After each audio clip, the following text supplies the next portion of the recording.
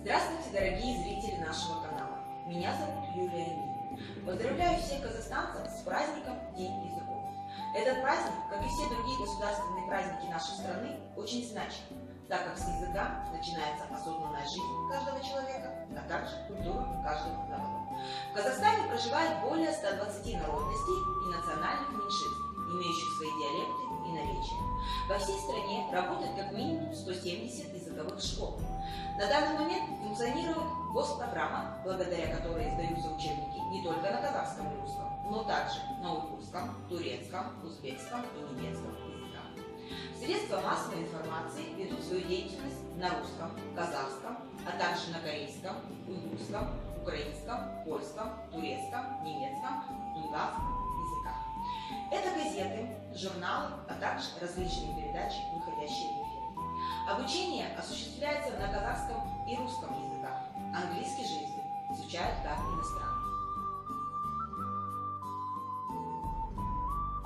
Здравствуйте, дорогие казахстанцы! Меня зовут Иван. Поздравляю всех с Днем языков в Казахстане. Чтите и уважайте родной язык и будьте терпимы друг к другу.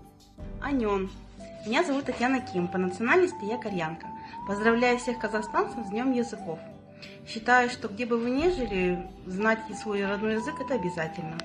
Салам алейкум. Я азербайджанец Мамедов Рафик. Поздравляю всех казахстанцев с Днем языков. Желаю всем казахстанцам, кто живет в Казахстане, чтобы не забывали свой родной язык. Guten Tag.